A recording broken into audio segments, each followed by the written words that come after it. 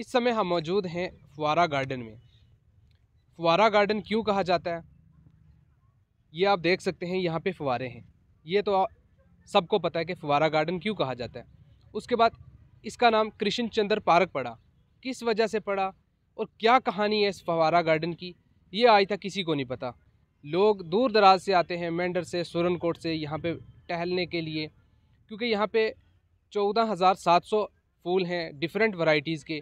यहाँ पे लोग वो देखने आते हैं, नज़ारा लुत्फ़ जो यहाँ पे वो लोगों को मिलता है। यहाँ पे शाम को भी यहाँ पे बहुत सारे लोग आते हैं, लेकिन जो इसकी कहानी है वो किसी को नहीं पता। लेकिन खन्ना साहब को डिटेल में कई चीज़ें पता हैं जो इनसे जानने की कोशिश करेंगे। खन्ना साहब, बहुत बहुत स्वागत है आपका। इसको फुवारा गार्डन कहा जाता है और इसके बाद कृष्ण चंद्र पार्क का इसको नाम दिया गया। ये कहानी क्या है? देखिए, जब राजाओं का राज था यहाँ पर, शख्सी दौर था, पुंछ प्रिंसली स्टेट रही है, तो मोती सिंह के अहद में यहाँ बड़ी तरक्की हुई 1901 के बाद। तो उन्होंने यहाँ बाग डेवड़ी बनाई, बग्गी खाना बनाया, जहाँ गुज्जर हॉस्टल है, बग्गी खाना होता था। यहाँ पर राजाओं के जो घोड़े थे वो आकर के बांधे जाते थे। आपका टाउन हॉल बना जिसको मंडी हॉल कहते थे पाकिस्तान से, क्योंकि हमारा उस वक्त सीधा जो ताल्लुक़ था लाहौर के साथ था। तो मंडी हॉल में यहाँ पर आपने देखा होगा कि ऊपर बरादरियाँ बनी हुई हैं। ख़वातीन जो होती थी राजाओं की, वहाँ बैठ के देखती थी प्रोग्राम। लाहौर से शायर, अदीब, गाने वाले, नाचने वाले आते थे, तो यहाँ प्रोग्राम होता था। एक तो उन्होंने मंडी हॉल बनाया, बाग डेवड़ी बनाई, अच्छा उसके बाद आपका बग्गी खाना बनाया और ये फवारा बाग बनाया। तो ये सारा राजा मोती सिंह के अहद में बना। 1901 के बाद ये कुछ चीज़ें यहाँ पर बनी। लेकिन उसके बाद ये है कि कृष्ण चंद्र पार्क, इसको नाम इसलिए दिया कि कृष्ण चंद्र पुंछ के एक सपूत थे, जो कि डॉक्टर गौरी शंकर थे, उनके बेटे थे। पाकिस्तान और ये सारा इलाका 1947 से पहले एक था, तो वहाँ से वो उनके वालिद आए डॉक्टर गौरी शंकर। उनकी तैनाती पहले मेंढर में हुई, तो कृष्ण चंद्र उनके बेटे थे। तो कृष्ण चंद्र का लड़कपन और जवानी जो थी वो पुंछ की ही इन वादियों में गुजरी, और उन्होंने अपना पहला अफसाना यरकान जो है वो मेंढर में लिखा। और वो लिखते हैं कि मुझे पहला प्यार ज़िंदगी का जो था वो मेंढर में हुआ। तो यरकान लिखा। उसके बाद वो राजाओं के, यहाँ पर उनके वालिद जो थे राजा के मुआलिज बन गए, डॉक्टर बन गए। तो उनकी ज़िंदगी वो इस हायर सेकेंडरी स्कूल में पढ़े, पुंछ हायर सेकेंडरी स्कूल, जहाँ पर मास्टर बलाकी राम जो वालिद थे गुलज़ारी लाल नंदा के, गुलज़ारी लाल नंदा जो 2 बार हिंदुस्तान के वज़ीर आज़म रहे हैं, वो भी यहाँ रहे हैं पुंछ में। ये आर्य समाज के पास उनका घर था। तो उनके वालिद मास्टर बलाकी राम जो थे वो यहाँ पढ़ाते थे, तो कृष्ण चंद्र उनके पास पढ़े। यहाँ पर कृष्ण चंद्र की जो अदबी ज़िंदगी का आगाज़ हुआ, वो उन्होंने पहले कोई गज़ल लिखी, शायरी लिखी। तो दीनानाथ रफ़ीक शीश महल जो बना है, आपको पता होना चाहिए, Dinanath Rafiq memorial government girls higher secondary school Poonch. Dinanath Rafiq जो थे वो कृष्ण चंद्र के उस्ताद थे।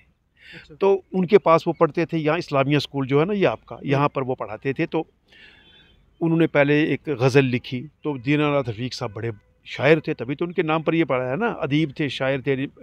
सुंबल और रियाँ उनकी किताबें थी। तो उन्होंने गुस्से से फाड़ दी। उन्होंने कहा चल तू शायर बनेगा, तू नहीं शायर बन सकता। उन्होंने कहा यार मेरा दिल टूट गया। उसके बाद वो आगे प्रोज़ की तरफ आ गए, नसर की तरफ आ गए, और उन्होंने पहला अफसाना जो था वो मास्टर बलाकी राम पे लिखा। मास्टर बलाकी राम जो गुलज़ारी लाल नंदा के वालिद थे पुंछ हायर सेकेंडरी में। तो उनकी अदबी ज़िंदगी का आगाज़ यहाँ पर हो गया। लेकिन with the passage of time वो यहाँ से निकल के तो मुंबई चले गए। फिर उनकी ज़िंदगी का सारा जो था, मतलब बेशतर उनकी ज़िंदगी का जो हिस्सा था वो गुज़रा मुंबई में। उसके बाद उन्होंने हिंदू मुस्लिम भाईचारे का सबूत देते हुए सलमा सदीकी एक मुस्लिम खातून से शादी की, जो भी मुस्लिम से, हाँ, एक मुस्लिम खातून से, क्योंकि उस वक्त ये हो गया ना, 47 के बाद हिंदू मुस्लिम आपस में झगड़े बड़े शुरू हो गए। अब ये टॉलरेट नहीं कर रहे थे, एक फ़िज़ा थी। तो आपको पता है 1947 में कितनी कत्ल गारत हुई, हिंदुओं ने मुसलमानों को मारा, मुसलमानों ने हिंदुओं को मारा। एक किताब है, आप पढ़िएगा, खुशवंत सिंह की ट्रेन टू पाकिस्तान, तो कितनी लाशें उधर गई। तो उसके बाद अब यहाँ पर जब गांधी जी ने कहा भाई नहीं, मुसलमान और हिंदू मेरी 2 आंखें हैं, मेरे 2 बाजू, और वो भूख हड़ताल पर बैठ गए, मरण बर्त पर, कि हिंदुओं अगर तुमने मुसलमानों को मारा मैं मर जाऊंगा। ठीक है, वो दिल्ली में भूख हड़ताल पर, मरण बर्त पर बैठ गए महात्मा गांधी, कि मुसलमानों को अगर तुम मारोगे। फिर आपने फिल्म गांधी देखी होगी, रिचर्ड एटनबरो की, शायद आपने नहीं देखी। उसमें जितने बलवाई थे ना, दंगे वाले थे, फसाद, उन सब ने टोके, तलवारें, चाकू, भाले गांधी के जा कर के पाँव में रखे और माफ़ी मांगी कि हम मुसलमानों को नहीं मारेंगे, तो आप खाना खाइए। अब मैं आपको बताऊं कि ये मुसलमान हमारे आज भाई यहाँ पर हैं, जिनकी 25 करोड़ आबादी है, तो ये महात्मा गांधी की देन है। देखिए, एक सेकुलर इंसान था, लेकिन जो रह गए तो तनातनी थी, तो फिर ये इनकी एक ऑर्गेनाइजेशन बनी, कृष्ण चंद्र, प्रकाश पंडित, कैफी आज़मी, जान सार अख्तर, तो इन्होंने बनाया तरक्की पसंद अंजुमन तरक्की पसंद मुसन्फिन, प्रोग्रेसिव राइटर्स एसोसिएशन। इन्होंने कहा चलो यार, हम एक एग्जाम्पल सेट करते हैं कि हिंदू मुसलमानों में कुछ नहीं होता है। इसने की अपने कृष्ण चंद्र ने सलमा सिद्दीकी से शादी की, करतार सिंह दुग्गल थे बहुत बड़े रहे, उन्होंने आयशा से शादी की। तो इस तरह से एक मैसेज देने की उन्होंने कोशिश की, तो उन्होंने फिर सलमा सिद्दीकी से शादी की और बॉम्बे चले गए। 75 से ज़्यादा उन्होंने नावल और अफसानवी मजमूए लिखे, फिर फिल्मों में लिखते रहे और वो रशिया गए, वहाँ पर जाते रहे, क्योंकि मैंने कहा ना तरक्की पसंद थे, तो ये इन चीज़ों को, वो रूढ़ीवादी चीज़ों को नहीं मानते थे। ये हिंदू है, ये मुसलमान है, ये ऊंच है, ये नीच है, इसके ऊपर उन्होंने बड़ा लिखा है उनका मटीरियल। लेकिन वहाँ जाने के बाद पुंछ उनके जहन से नहीं निकल सका। उनकी एक किताब है मिट्टी के सनम, नावल है, वो पढ़िएगा, उसमें सब पुंछ ही पुंछ का जिक्र है। फिर उसके बाद 1976 में या 75 में उनको एक हार्ट अटैक हो गया। उसने सोचा मैं मर जाऊंगा, तो वो 1976 में यहाँ पुंछ आए अपनी वाइफ बीवी सलमा सिद्दीकी के साथ। तो पुंछ में उनका बड़ा भारी इस्तकबाल हुआ, क्योंकि वो बॉम्बे में वो शख्स रह रहा है, फिल्मों में लिख रहा है, रशिया जा रहा है प्राइम मिनिस्टर के साथ, ये वो एक इंटरनेशनल सेलिब्रिटी वो बन गया।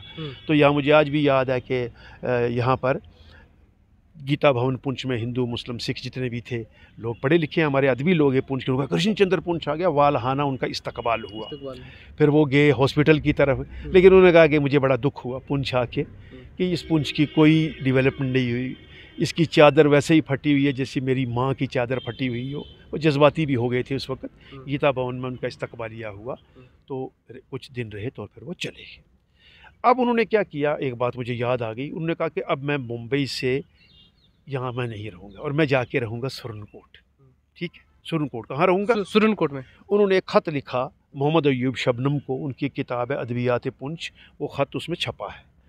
तो उसने लिखा कि ऐसा है कि भाई शबनम, अयूब शबनम साहब, मैं मुंबई से निकल करके पुंछ में सुरनकोट में सेटल होना चाहता हूँ, तो ये बता दो वहाँ खाने वाली को पकाने वाली खाना मिल जाएगी, वहाँ पर भंगियों का क्या इंतज़ाम है, टॉयलेट्स वगैरह लैट्रिन का क्या है, तो मैं आना चाहता हूँ।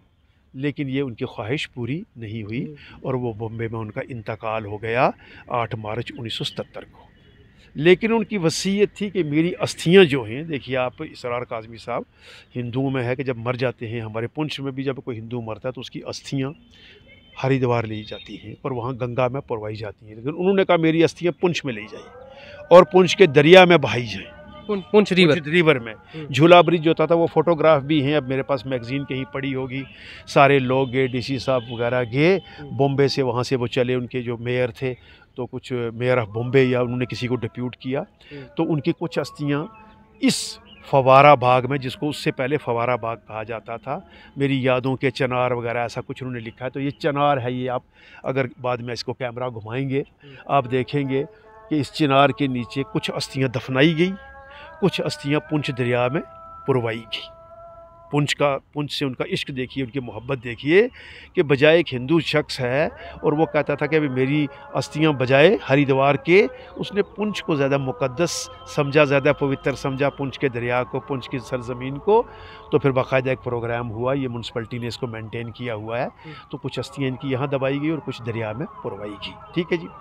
तो कृष्ण चंद्र, उसके बाद उनके मरने के बाद हमें एक चीज़ और याद आ गई कि मोहम्मद अयूब शबनम साहब जो हैं पुंछ के बहुत बड़ी एक अदबी शख्सियत है, और पहला अखबार उन्होंने सुरनकोट से, एक ही अखबार निकला, पहला अखबार जो निकला सितारों से आगे, हाँ वो अखबार निकाला मोहम्मद अयूब शबनम ने। और फिर कृष्ण चंद्र के नाम से कृष्ण चंद्र मेमोरियल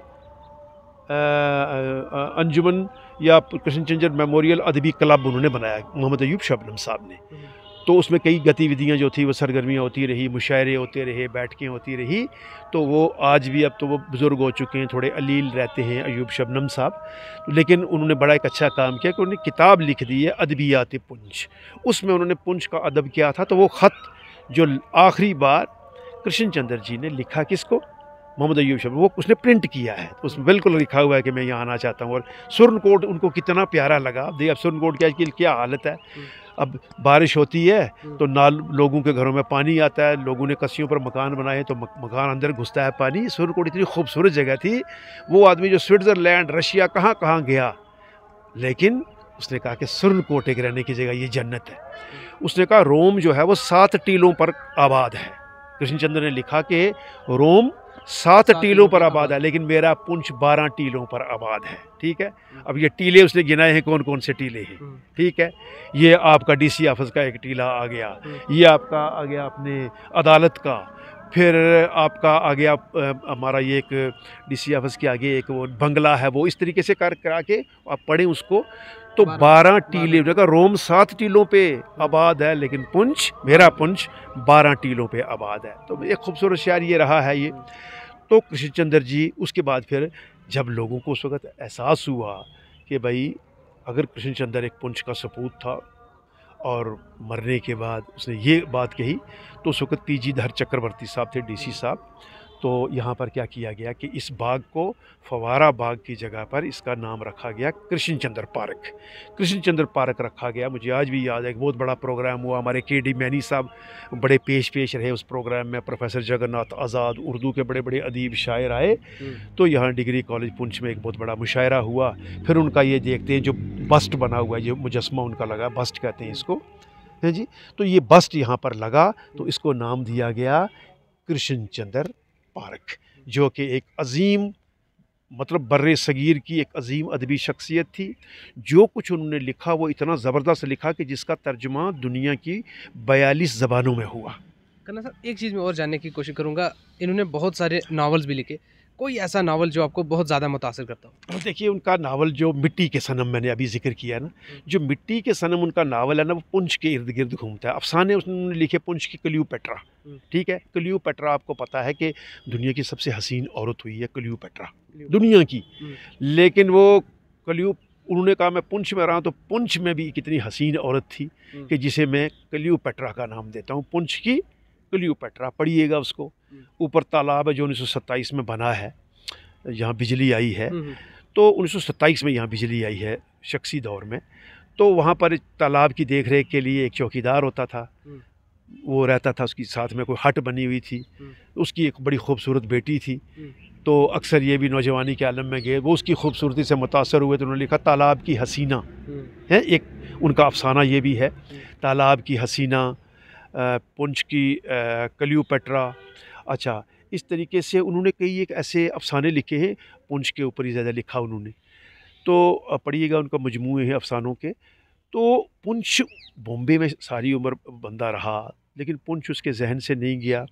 पुंछ में हमारे शेख सज्जाद साहब हैं, एक अदबी शख्सियत है, वो गए फिर बॉम्बे में मिले उनको, कृष्णचंद्र जी को। वो बॉम्बे में हमारे ये लोग सारे जा कर के उसको मिलते भी रहे। तो अब ये देखिएगा कि राइटिंग सारी उनकी जो थी वो पुंछ पर रही। फिर वो इधर से हमारा जो छांजल पुल है यहाँ से जाते रहे, रास्ते में एक ज़ियारत थी, उस ज़ियारत के ऊपर उन्होंने लिखा कि हिंदू मुस्लिम आते जाते वहाँ रुकते थे, वहाँ जो मुजावर थे। तो एक भाईचारा, हिंदू मुस्लिम एकता, यकजहती, कम्युनल हारमनी, फ़िरका वाराना हम आहंगी को फ़रोग देने के लिए उन्होंने बहुत। और उन्होंने किताब एक लिखी है गधे की वापसी, एक पॉलिटिकल सटायर है, तंज़ है वो। तो मैंने एक दिन BBC, आजकल तो नहीं सुनते हम, वो बंद ही हो गया आजकल, तो स्टेशन रेडियो पे नहीं आता। मैंने एक बार एक लेडी का इंटरव्यू सुना था BBC से। उसने कहा था कि BBC लंदन में, इंग्लैंड के अंदर गधे की वापसी एक उनका नावल है, सटायर तंज़ है, कि रशिया में आज तक उसकी 20 लाख कापियाँ छपी हैं। 20 लाख छपी हैं, लेकिन अगर बाज़ार में ढूंढने जाओ तो मार्केट में नहीं मिलती। किसी दोस्त के पास हो तो वो आपको दे देगा। लोगों ने हाथों हाथ उसको, रशिया में ट्रांसलेट हो गया ना वो, 42 ज़बानों में उनका तर्जुमा हुआ है उनकी तसनीफ़ात का और तख्लीक़ात का। तो वो कहते हैं कि मतलब देखिए रशिया में 20 लाख कापियाँ छपी और आज भी मार्केट में नहीं मिल रही हैं। लोगों को पढ़ने का कितना शौक़ था, तो उसको उन्होंने पढ़ा। तो ये कृष्णचंद्र का मुख्तसर सा मैंने तारुफ आपको दिया है, लेकिन आज की तारीख़ में हमारी नई नस्ल कितनी परिचित और मुतारिफ़ है, उसके बारे में कितना जानती है। अगर पुंछ में उसने अपनी अस्थियां भेजी हैं तो ये देख लीजिए ना, ये यहाँ पर हैं, आप ये लगाइएगा अपना कैमरा। म्यूनसिपलिटी ने इसको एक इतना है, हमारी म्यूनसिपलिटी है कि भाई साल में एक बार जब उसका जन्मदिन होता है या जब उस योम वफ़ात होता है तो कम से कम यहाँ हुआ है, वो आधा मिट चुका है, मिट चुका है। ठीक है, आधा भी मिट जाएगा क्योंकि किसी को पता ही नहीं है। लोग आते हैं यहाँ से गुजर जाते हैं। वो हमने एक पढ़ा था, एक ऐसे था, आइज़ आर नो आइज़, आंखें हैं या नहीं। यहाँ से लोग गुजर जाते हैं, आंखें हैं ना लोगों की, तो आगे पूछो कि भाई आप उधर से गुजरे थे, यहाँ ये क्या है, आगे क्या लिखा था, कहते हैं अच्छा हमने नहीं देखा। आंखें, वो ये एक वो ऐसे था, आइज़ और नो। तो अब हम लोग आइज़ और नो आइज़ के ऊपर आकर के रुक गए हैं। हमारी आंखें होते हुए भी हम ये देख नहीं रही है, पढ़ नहीं रही है। कितनी बड़ी अजीम शख्सियत थी। फिल्मों में बड़ी फिल्में लिखी हैं इन्होंने, फिल्म में मुकालमे लिखे हैं, डायलॉग राइटर रहे हैं ये। तो अब ये देखिए, सराय के बाहर दरवाज़े खोल दो, क्या क्या इनके प्ले थे। ख्वाजा अहमद अब्बास के साथ ये चले हैं। ख्वाजा अहमद अब्बास जिसने बॉबी फिल्म लिखी, जिसने मेरा नाम जोकर लिखी, वो भी सारी उम्र मुंबई में रहे, वो भी कम्युनिस्ट थे और इनके ग्रुप में वो थे सारे। तो अब ये देखिए कि यहाँ पर कोई कभी आया, आप इस सहाफ़त की दुनिया में हैं, अब पूछिएगा इनसे जा कर के कि यार वो आदमी बॉम्बे में मारा तो उसको क्या ज़रूरत थी पुंछ में अपनी अस्थियाँ भेजने की। तो लोग तो वहीं से नज़दीक था, जा कर के कर देते। तो हम लोग इतने बेबहरा हो चुके हैं कि आज उसको कोई याद नहीं कर रहा है। कृष्ण चंद्र का ये लिखा हुआ है, ये भी बस्ट देखिए, ये भी तहरीर इसकी मिट रही है। तो एक अजीम शख्सियत थी, तो उनके नाम पर ये कृष्ण चंद्र पार्क है। खन्ना साहब, एक चीज़ आपने बीच में मिस कर दी, जो सलमा का आपने जिक्र किया, वो कैसे, कुछ इसमें आपको कुछ पता है कैसे इश्क हुआ इनका? हाँ, सलमा सदीकी जो थी वो अलीगढ़ यूनिवर्सिटी में पढ़ाती थी। तो वो मैरिड थी, वो एक पुलिस अफसर था, आईपीएस अफसर था, एसपी था उसका घर वाला।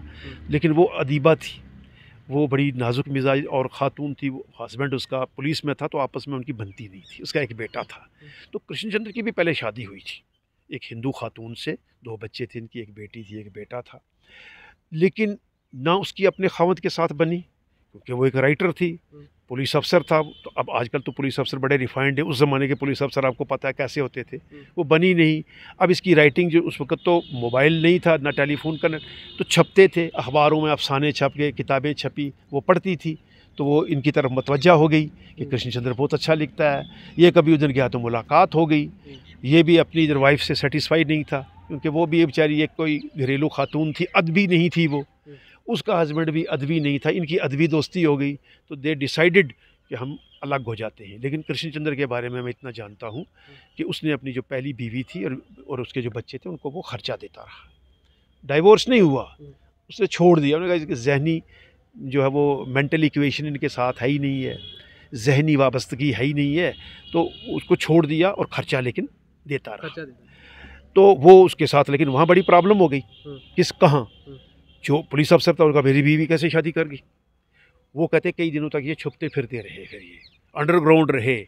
लेकिन ये था कि ये एक राइटर था बहुत, फिर उन्होंने भी सोचा भी हो गई है तो हो गई है। बड़ी देर के बाद ये फिर सामने आए, काफ़ी अंडरग्राउंड रहे, छुपते छुपाते रहे, तो बाद में हो गई। फिर सारी ज़िंदगी वो सलमा सदीकी के साथ ही वो रहे। और सलमा सदीकी बॉम्बे में रहती थी। फिर हमारे लियाकत अली जाफ़री साहब, डॉक्टर लियाकत अली जाफ़री, वो उन्होंने एक आर्टिकल लिखा हुआ, एक किताब छपता था, रसाला, पता नहीं बंद हो गया है वो। तारक अली मीर साहब शायद उसको छापते थे श्रीनगर से, हमारे दोस्त थे, पुंछ भी रहे, कंप्यूटर सेंटर पहला उन्होंने खोला था। तो उसमें वो उनसे मिले हैं, उसका इंटरव्यू किया है सलमा सदीकी का, वो छपा उस मैगज़ीन के अंदर। तो ये इनकी दास्तान थी। शुक्रिया खन्ना साहब, बहुत बहुत।